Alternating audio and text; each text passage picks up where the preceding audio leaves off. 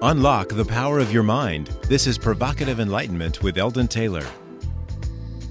Welcome, and thank you for joining us today. This is an hour dedicated to understanding a little more about ourselves, our beliefs, and how we approach enlightenment.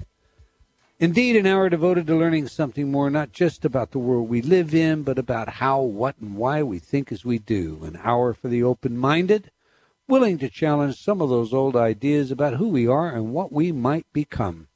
I'm Eldon Taylor, and this is Provocative Enlightenment. Okay, each week I read some of your letters as our way of paying respect to the very important role you play in making this show successful. Last week our guest was Simran Singh, and we spoke about the soul's voice and the 1111 call. Brian wrote, "How about that Simran Singh show? This was a very thought-provoking show for me, getting the old noodle nudged in just the right way in just the right time." Candace wrote, "Thanks, Eldon, for the show with Simran Singh. I was walking my dog along the Spokane River when I began listening at 1111. I was activated by 1111 in 1991. It changed my life, and I have been guided spiritually since by a group of ascended masters. This was such a great show, it helped refocus me from being in my head into my heart. Something I needed to do on a regular basis." Loretta wrote, "Fantastic show today. I will have to listen to the archives to listen to the whole thing again. What a wonderful guest. Thank you, Simran, Eldon, Ravinder, and Andrea. What a good feeling I have inside." Ovidu, I believe that's how it's said. Ovidu wrote, "Thanks, just listened to the show with Simran. Awesome. By the way, I am on the 555 team. If you missed the show, you're just going to have to go to the archives to learn what the 555 team is." Now, this next letter presents a challenge to me. But this is Provocative Enlightenment, and I should be just as willing to deal with the tough questions as any of our guests. So here goes.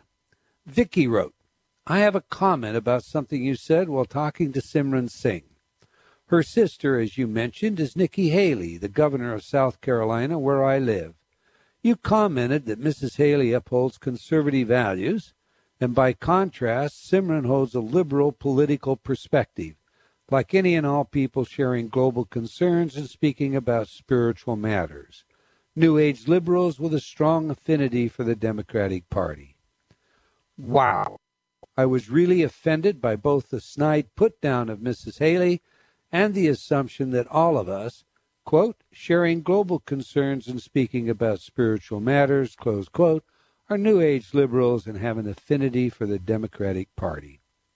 I really enjoy listening to your shows and other material, but I don't care to know about your political leanings, nor do I think Hay House is the place for political stumping this election year. Please realize that not everyone shares your enthusiasm for the direction the country is headed, and some of us might not want 4 more years of Democrats. Now, I must admit to hesitating before deciding to share this letter on the air. For lots of reasons, including the fact that it flabbergasted me and my wife that it was taken that way. But then I am always saying that everything we do is a part of our spiritual lives. As such, integrity insists that I meet the challenge offered, one of growing some more for myself, I suppose, and speak directly to the question so there is no misunderstanding. Firstly, I apologize to any and all of you if that is what you took away from my remarks.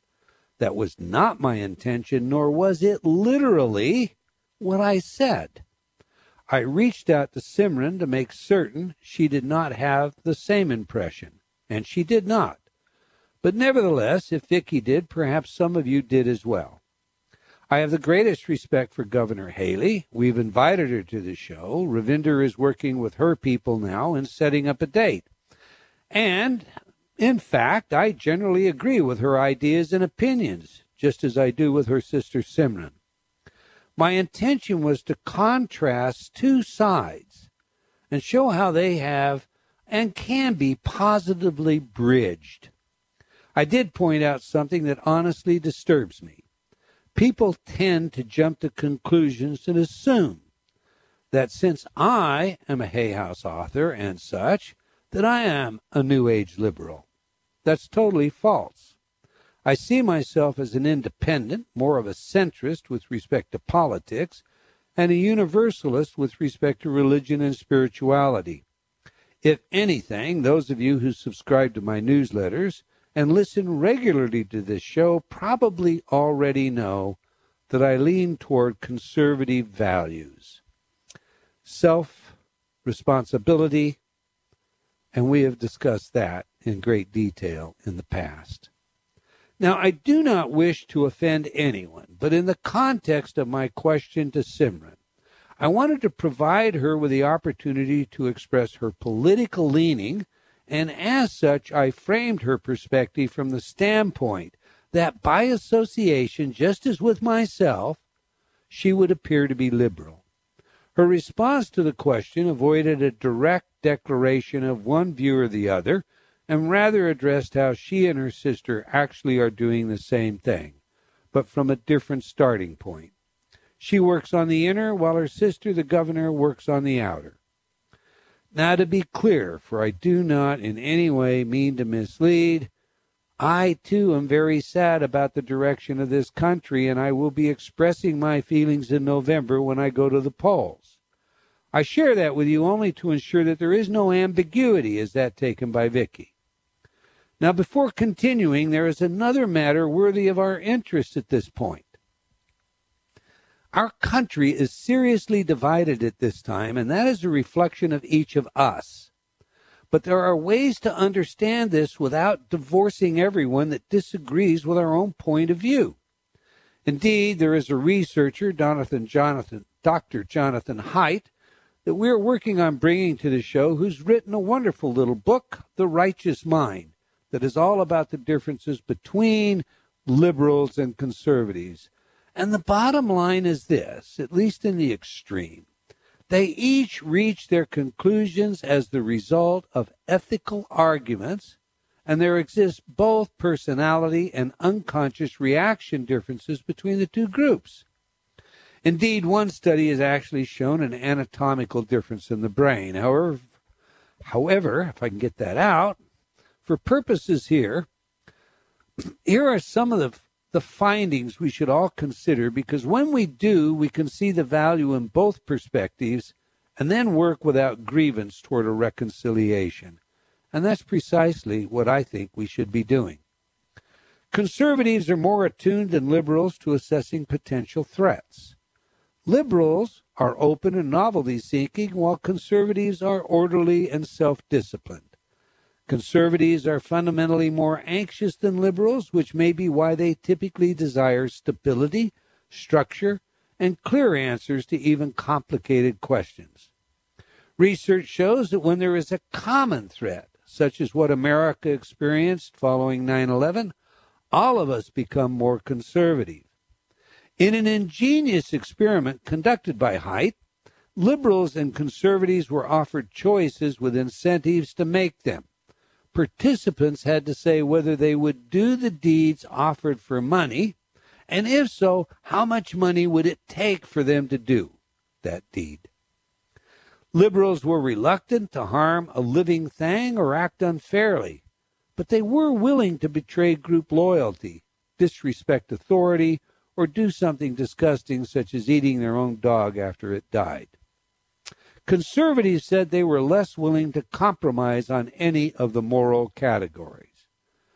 So when next you differ with your fellow human being on matters of this sort, remember that you are fundamentally predisposed, just as they are, to a particular point of view, and they both have merit.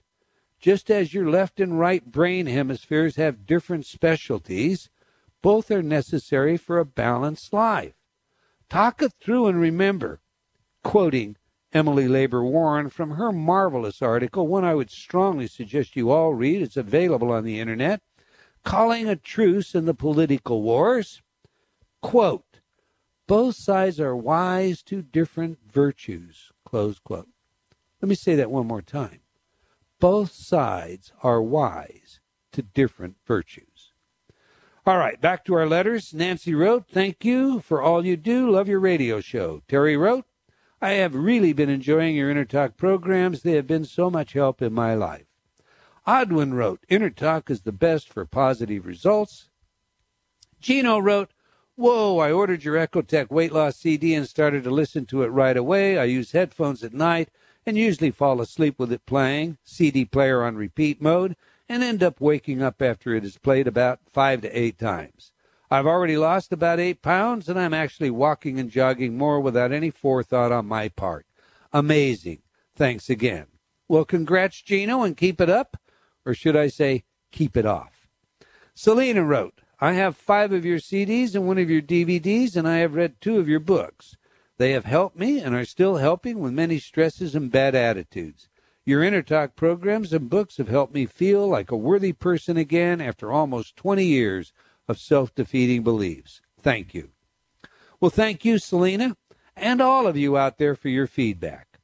That's all the time we're going to take for letters today, but I do invite you to opine. You can express your opinions by emailing me at eldon@eldontaylor.com or by joining me on Facebook. We can't get all of your letters on the air, but we do thank you for your feedback, and it definitely impacts our programming. In fact, it impacts our growth as well. We recognize that it is because of your support that our show is successful, and again, we thank you. Now to today's show, consciousness, bridging the gap between conventional science and the new super science of quantum mechanics.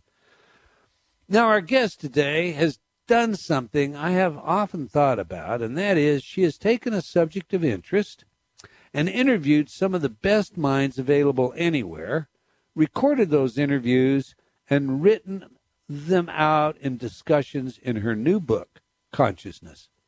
So think about this. If you interviewed all of the experts having anything to do with consciousness research, what would they say? Would there be any concert or hard evidence to their findings? Today, we will speak with Eva Herr about just what she found when conducting interviews of this nature. In her new book, Consciousness, Bridging the Gap Between Conventional Science and the New Super Science of Quantum Mechanics, some truly meaningful questions are asked. Questions such as, does the presence of sensate awareness, cognitive awareness, and self-awareness assure that consciousness is active? Are these attributes of consciousness? Are they signifiers of consciousness? What is the nature of consciousness?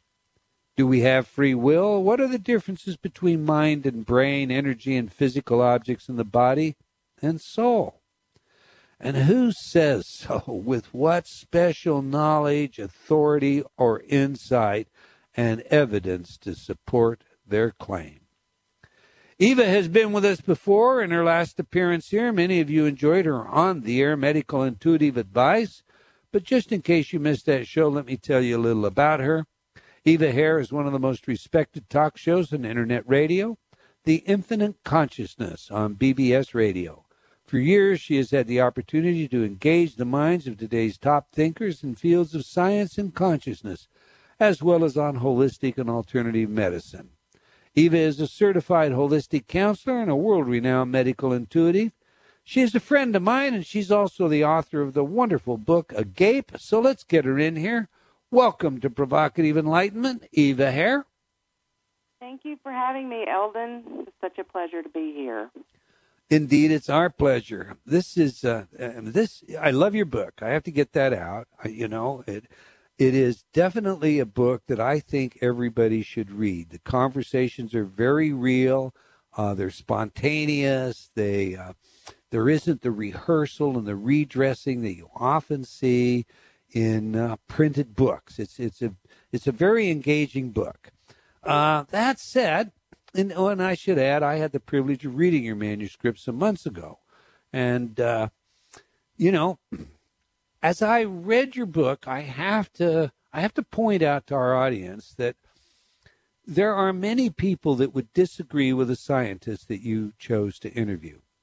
Indeed, Nobel laureate Murray Gell-Mann is essentially called, Goswami and his ilk, quantum flapdoodlers. You have chosen to write a book based on a direction and interview authors all who agree with that direction. And I assume that that's by design. If it's not, please correct me. If it is, please explain why you did that. Well, it started out probably 15 years ago. I had a friend who was an astrophysicist who was also, I guess the best way to describe it, enlightened. He worked on for NASA on the Apollo projects, and so he knew everything out there, Bohm, everybody. He knew the work of everybody, and so we started talking about these questions, and so we decided, let's make up the questions that scientists need to bridge the gap between, because so many of these people aren't even aware of the other people's work. They stay in their laboratories and they do their own particular thing. Henry Stapp didn't even know Bill Tiller existed. Somebody else doesn't know this person existed. But the biggest problem that I found was when we made up these 20 questions, what is consciousness when you talk about that thing? What is it? What is mind? What does brain think? Is brain the same as mind? And the biggest thing that I found is when I asked these people, what is consciousness, I would ask that. I did probably 50 or 60 interviews to cut down to those 11 interviews in that book. Mm-hmm. Everybody had a different definition of consciousness. One person would say that it's the ground of all being. One person would say it's the 0-point field. One person would say that it was the irreducible unit. One person would say it was the opposite of being in a coma. One person would say that it's aware that you exist. One person would say it was the awareness that somebody else existed. So when actually using Amit, when Amit read this manuscript, he went, oh, my God, no wonder we're having this problem, Eva. Imagine 30 scientists sitting at a conference room table, and we're all talking about this thing, consciousness. But every single one of us has a different definition. I might add, my background's in litigation, so having meeting of the mind is very important to me. It means something to me. He said, imagine if there are 30 of us sitting together at a conference room table, and we're trying to put together a model of physical reality.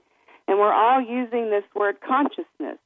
But unbeknownst to one another, not one single one of us have the same definition of that word as the next person, and we don't even know it. So we end up throwing up our papers in the air, slamming our chairs under the table, and leaving the room mad at one another. And so I went, oh, my God, I have to do something about this. And I even went so far as to talk to a linguist one time, Matthew Bronson, out in California. Mm-hmm. And, he said, yeah, that's a problem here, but how do we fix it? I've never gone so far as taken on that task, because it would require the whole world, to agree to come up with different words just that mean the different aspects of consciousness. So I thought, well, what I can do is educate. This book is really directed, a part of it, to science. The rest of it is directed to the average public so that they can know why there is all this confusion in this research.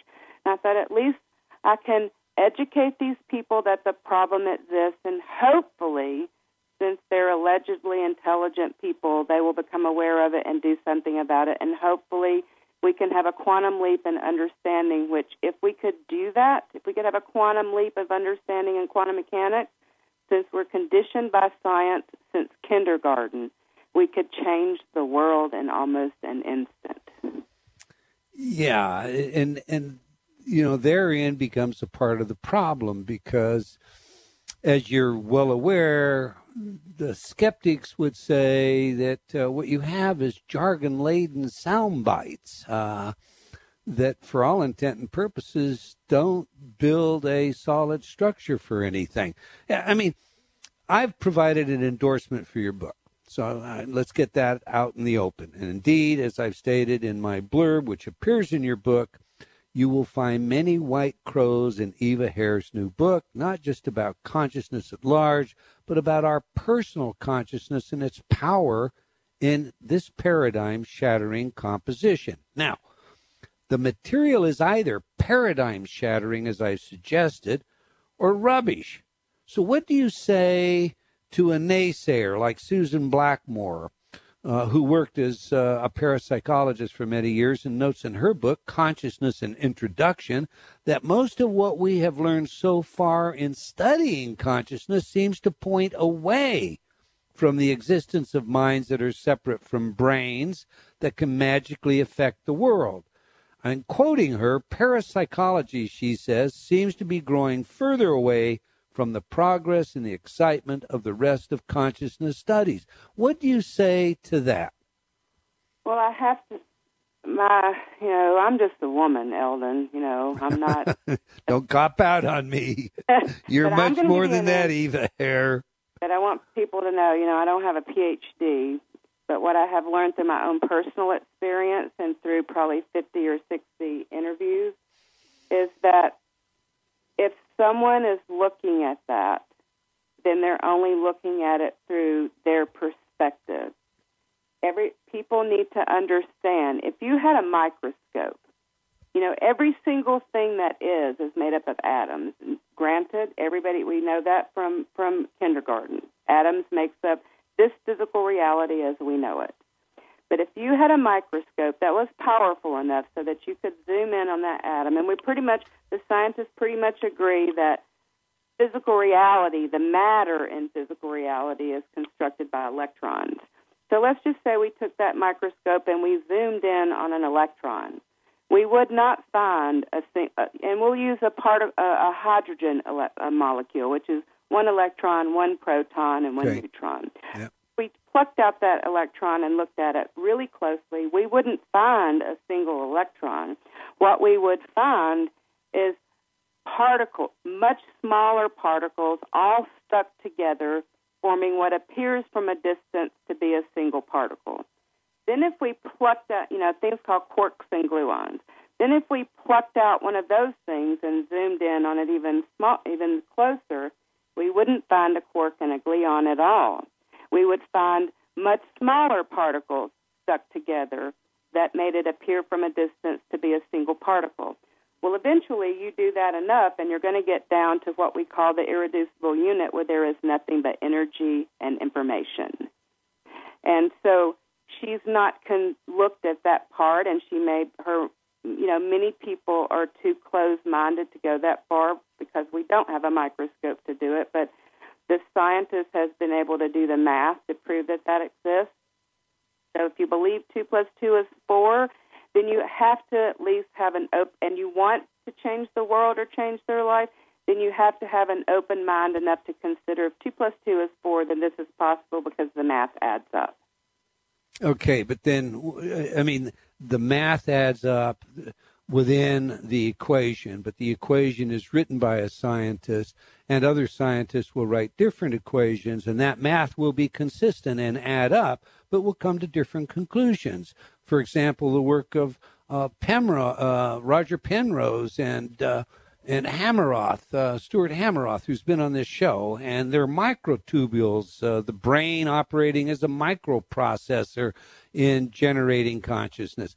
But I'll tell you what, we'll come back. We've got a hard break coming up, and we'll get a little more depth on this as we proceed. We're speaking with Eva Herr about her new book, Consciousness, Bridging the Gap Between Conventional Science and the New Science, Super Science of Quantum Mechanics. It's a great book, not yet released, but you can pre-order it at Amazon right now.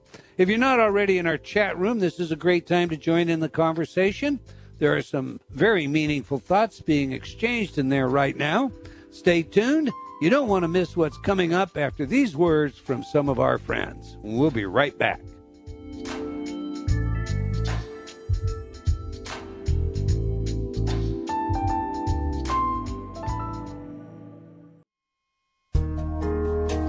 Eldon's international best-selling book, Mind Programming, is a must-read if you wish to live awake in a world of sheeples. Film producer Jeff Warwick had this to say about mind programming. Dr. Eldon Taylor's new book is a must-read. If you've ever questioned your purpose in life or felt bound by a culture that's driven by mass media, you now have at your fingertips the knowledge and tools to break the chains of this cycle. Eldon goes in depth to illustrate and expose how we've been programmed from birth by social constraints, and he methodically reveals the psychological techniques that advertisers, politicians, corporations, and the media use to control us. He then provides strategies and solutions to free your mind from these tactics and rise to a new level of consciousness. As you read this book, you'll feel the blinders being removed and will truly see the world in an entirely new light. Get your copy today online or at fine bookstores everywhere. Every day, every moment, we face choices. Yet, how many of those choices are truly our own? Are you ready to step onto the path of discovery? Read Eldon Taylor's New York Times bestseller, Choices and Illusions, now revised, updated, and expanded. Eldon combines provocative information, scientific research, and his own life's journey into a powerful message that we have the power to change. All we must do is be willing to choose to take the chance and change. Get your copy today from all bookstores.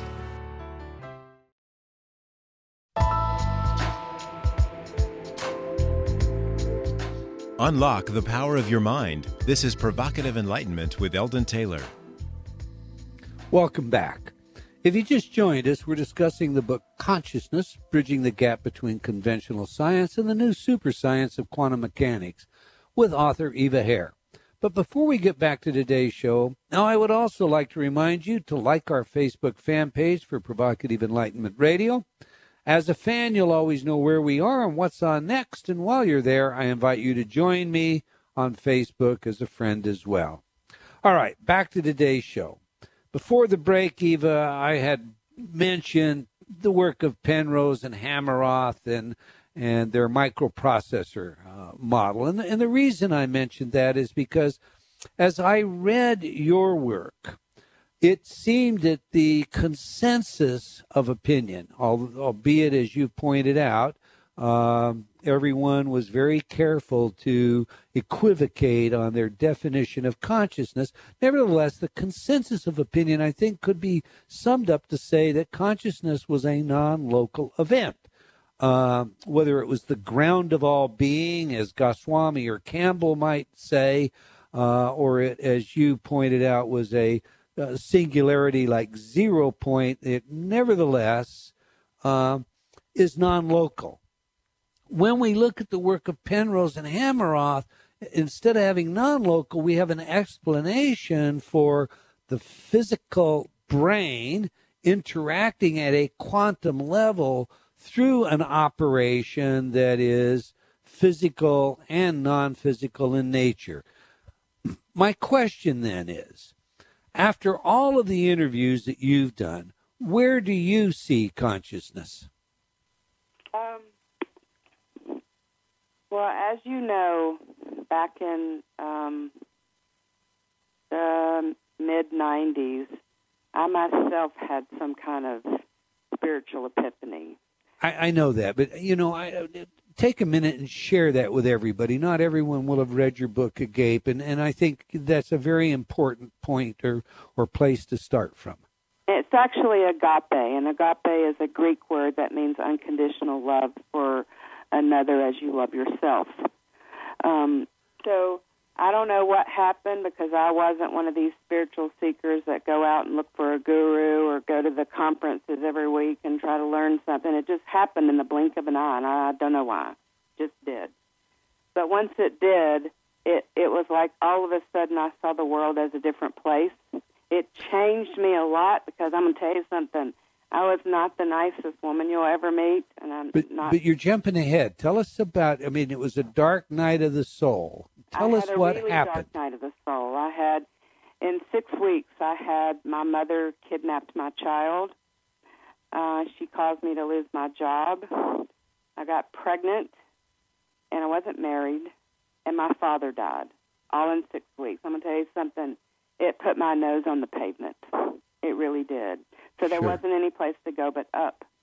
And so then a few years later, I got my son back. Actually, I was political back then, and I called Hillary Clinton, and I told her, I did this for Bill in his first campaign. I expect you to help me and get my kid back, because it got very complicated going across state lines, and it was just complicated. Mm-hmm. So she did, and about a couple of years later, I went to bed one night, and all of a sudden, my father was standing before me, and he had died a couple of years ago. And I don't know if I was asleep or awake or whatever, but it was in the spring, and there was a floor fan going, and I could hear that, so I know that I was conscious. In this meaning, I was aware to some degree. And then the next second, I was on the other side. At least I perceived myself to be on the other side. And you have to know, I am very black and white. I'm probably the biggest skeptic that ever walked on the earth, even though it may not sound like that. I really am. I do litigation. And so the next morning when I woke up, I was in bliss, and I knew things about quantum mechanics, and I never took physics in high school because I made straight A's and I didn't want to make an F. So I just didn't take that class. I took biology instead and anatomy. But I knew things, and I don't know how I knew them, and so that's what started my search. I wanted to find out if these things that I knew made any sense or if I was just making them up in my head. The problem was that I didn't have the vocabulary to clearly talk about what I was getting in my head. I just could see the pictures in my head. So that's when I found Dr. Roy Scruggs, and he helped me do this. I would like to, if it's okay, I see a post on your message board by Richard that says, many authors misquote and misunderstand quantum mechanics. What has Eva done in research to make sure that she is not one of those voices? Well, what I did, Richard, is I have a radio show of my own. And Dr. Scruggs and I came up with what we call 20 questions. Actually, it was probably 30 or 40, but we called 20 questions. And I asked, and I probably did 50 or 60 interviews. And I pulled the most credentialed people that I could find around the world, people that had been worked in hard science and engineering or physics or biology, whatever it was. I found people who were tenured and who had been doing it for a long time, and if they were nuts, they would have already been kicked out of their department. The chairman of the physics department at Stanford, the dean of the engineering department at Princeton, Urban Laszlo, who's been nominated. He's a systems analyst for 2 Nobel Peace Prizes. Henry Stapp, who's at Berkeley Laboratories, and they say he's going to be nominated for a Nobel Prize in the next decade for his work in consciousness. I just tried to pick the best people I could find, and I said to each one of them, I don't want to know what you think. I want to know what you know. So all I did was ask questions on my radio show. Then after the show, it took me 10 years to do this, I went back and transcribed them verbatim. And then I sent each chapter to the scientist, and I said, I'm about to publish this. You need to go through it and make sure this is really what you have to say, because I'm not going to change a word. And so they did their own editing and everything, and all I did was publish what they had to say. Not any of my own opinions, because who am I to even have an opinion on these topics? You had the epiphany, though. That's the whole question. That's it. But every single thing in that book is verbatim, and they did their own editing. Okay. But now, my question, Eva, is where do you have consciousness? You had the experience. You came back with this information. You have validated much of that. So I'm now asking Eva, where do you have consciousness? It could be a 2-hour conversation, but I'll shorten it to say my world every day is in the moment. I believe in the non-dual state where we're just observers, and that's the way I live my life. And I have amazing, and I'm not to say that just because somebody has an enlightenment experience that means your life's going to be blissful from then on, because there are such things as polarities. You know, if you're swinging in a swing hanging from a big oak tree, to whatever degree you go up, you are guaranteed to go back. There's also something called attractor fields in physics. And so to whatever thing you focus on the most, it's almost like a magnet drawing it to you, and that's what I have found in my life. I mean, if I'm not careful, I feel like I literally float around during the day, and I have to go and ground myself by doing meditation and things such as that, using your CDs and tapping, just to interact with my family, because my mind is just so different somewhere else. I don't know how to describe it, except that it has enabled me, because I still have bad things happen in my life just like anybody else, because how can you grow and learn to be anything different? I mean, if you've only had vanilla ice cream your entire life, how do you know if you like anything else if you don't ever have chocolate? True. So you have to have experiences to grow. So I still have stuff. What it has provided me with is when I use what I have learned about consciousness and this definition, I mean everything that is, the ground of all being, the information, quantum entanglement, whatever you want to call it, the information of all there is. I have learned how to observe things without reacting to them, which completely changes the dynamics of everything that happens in my life. If something really bad happens, in fact, I'll give you an example. My daughter got raped by a gang 3 years ago at gunpoint for 6 hours. And I found her dead in her bed because she self-medicated with drugs. She didn't tell anybody. The second I walked in that room and saw her, this flash came through my mind, and I went, okay, Eva, you better walk your talk and help her, or you can fall apart and start freaking out, and that'll guarantee that she's not going to come back alive. And she was already hard and cold and gray. But in a split second, I made the decision, I am going to walk my talk, and I am going to stay in this moment. And fortunately, we were able to save her. And there's a whole synchronicity about how that happened. That's a whole story in itself. But it gives me power to my life, power to how to react to other things so that I don't have the bad thing happen in my life. I go, okay, it happened. And so it moves on, and I don't have to go down the rabbit hole in that entire experience, if that makes any sense. Makes perfect sense. It's very well said. I'm going to have to ask you now, though, okay, because you're defining an existence that, for all intent and purposes, we could call a virtual existence.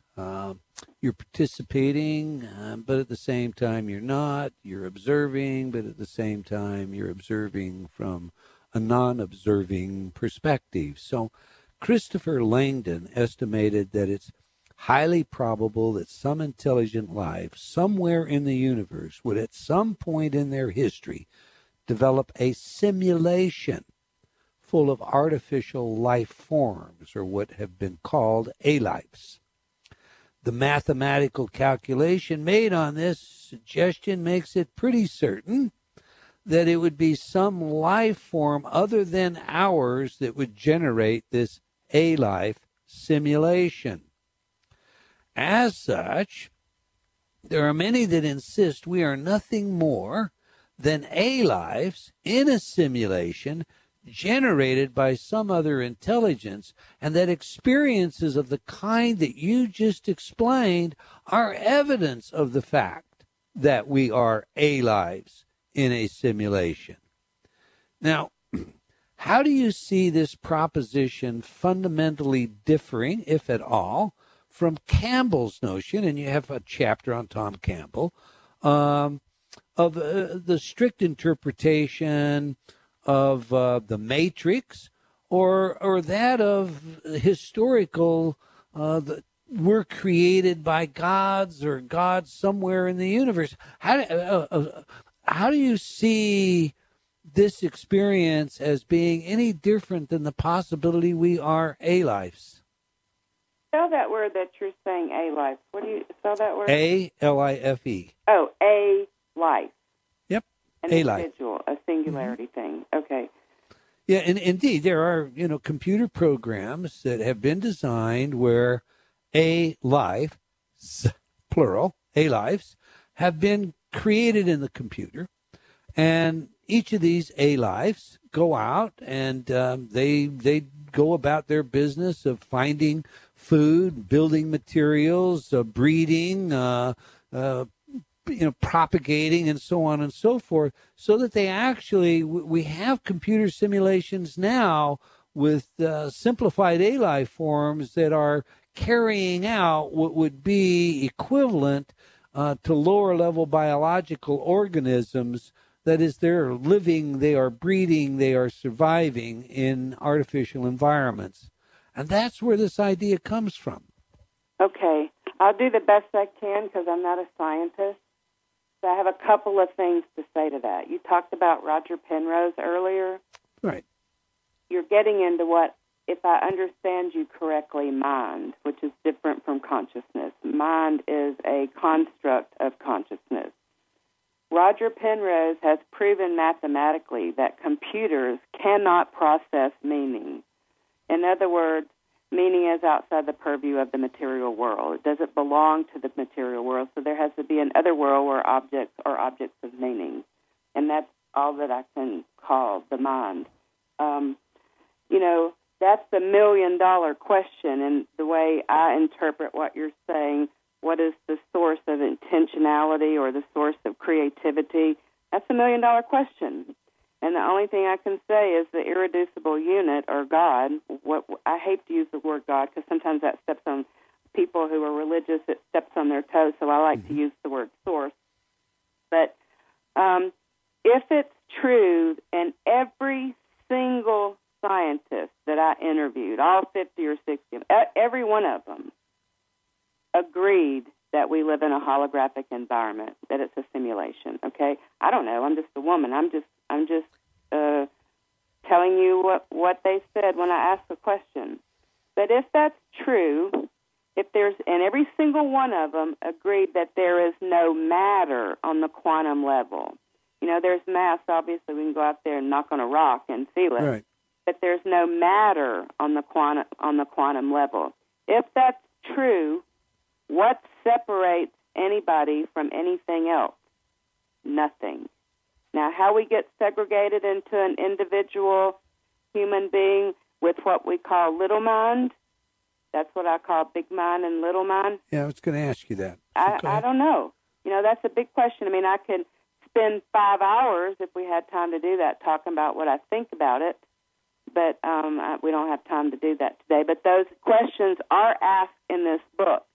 All of these questions are asked in this book, and each chapter is a different scientist. So you read the question and read their answer. And if you don't like it or you have a question about it, email me, and I'll send it to the author of that chapter, and we'll find out. Okay. Now I'm going to have to. I just want some clarification here because. When you say they all agree about a holograph, the really important aspect of that, and correct me if I'm wrong, is that the unique nature of a holograph is that any part of that holograph represents the total whole again.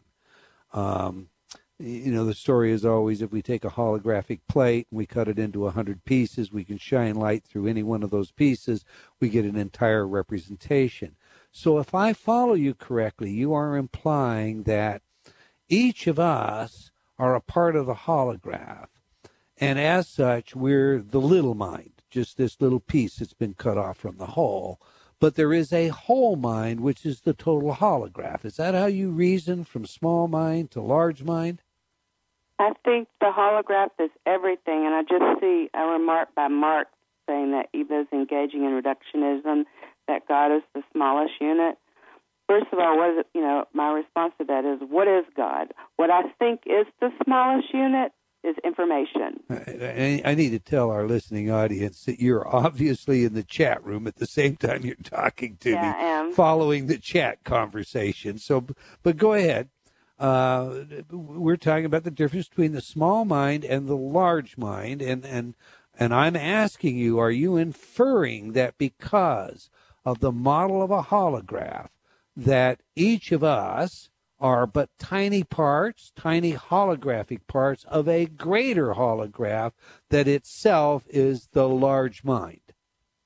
That is the information. That's what I believe personally, but what I believe really doesn't matter. What all of the scientists do tend to say yes to that question. So the consensus, you're saying, the consensus of opinion among the 11 scientists that you have shared in your book would say that that is indeed where consciousness comes from, or indeed the difference between a large mind and a small mind. I've got to be really careful not to get trapped in these definitions. That gives rise to my next question, Eva.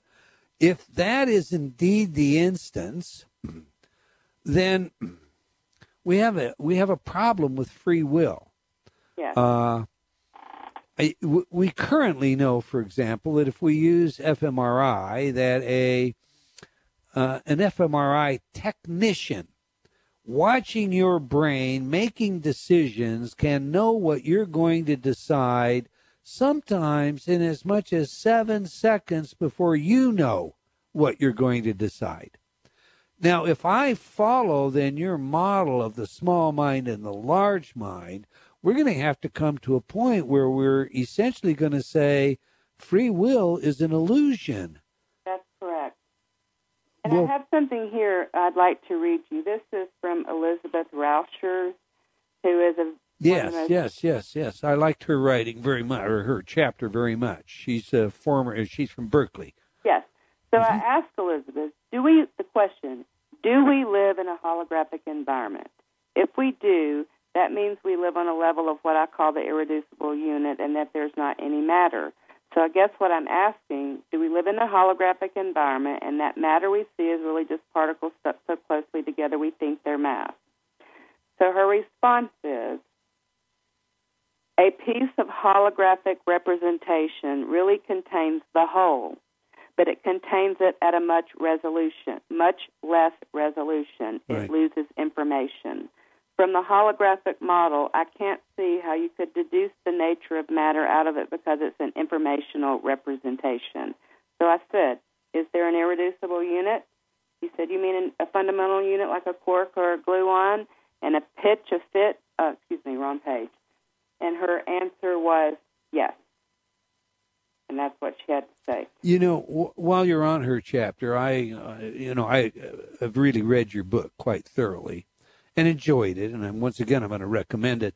But I particularly liked her definition of consciousness. You asked her, and I'm reading from page 221, what is your definition of consciousness? And she said, that is a very good question, and let me give you an analogy. Forces like the force of gravity, electromagnetic, strong and nuclear, weak force, are defined in terms of particles and waves. But in fact, force itself, like force equals mass, mass times acceleration, Newton's second law, is not defined except as the properties of force, which are defined in terms of motion and energy and momentum. But the force itself is not defined. I think that's the way it is with consciousness. We can talk about the attributes of consciousness, which I can give you some ideas about, but the actual nature of consciousness itself is self-referential, it's global and universal, and yet we're all coming from different pictures trying to figure out what this fundamental being is. I think that is the best definition of consciousness in your entire book. What do you think? I do too. And Bill Tiller will say he won't give you a definition of consciousness. Right. Let's not talk about what consciousness is. Let's talk about what consciousness does. Now let's talk about free will, because you asked about that, and I see that's going wild in the chat room. Yeah, and see, I do disagree there. I believe we have free will, but then you have a marvelous metaphor in there for, the steering wheel in the car. We're just flat not going to have the time to take it on. We'll leave that as a teaser so everybody goes after your book. Right. Even in 30 seconds or so, tell everybody how they can reach out to you, how they can learn more about you, and where they can get your book. They can go to my website, evaherr.com, if they would like to order. It's not available until mid-September. They can order one through me and get a signed copy if that makes any difference to them. Or they can pre-order a copy on Amazon.com or Barnes & Noble. Pre-orders are being taken on the book? Yes, sir. Sometimes you read a book, especially material that covers some lofty scientific principles, and we like to think, well, I'm not a physicist, and they just it goes over our heads, or we understand bits and pieces, but then trying to reassemble it is difficult. I'm telling you, this is conversational. You will understand it. You will love it. I do recommend it. Well, we've come to the end of another hour of provocative enlightenment, and I want to thank you all for joining us, and I hope you enjoyed our show, and will join us again next week, same time, same place. And if you have comments on our show, do let us all know. Okay, until next time, wherever you are in the world, remember, believing in yourself always matters.